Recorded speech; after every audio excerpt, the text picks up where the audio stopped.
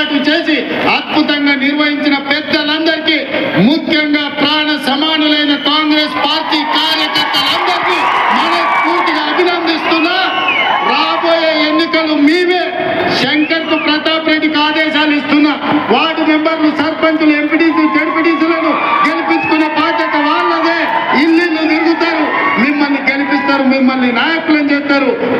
గ్రామాన కార్యకర్తలకు నా విజ్ఞప్తి, రేపు సర్పంచ్, ఎంపీటీసీ, జడ్పీటీసీ ఎన్నికలు 100% మనం గెలవాలని తెలియజేస్తూ మీ అందరి దగ్గర సెలవు తీసుకుంటున్నాం. జై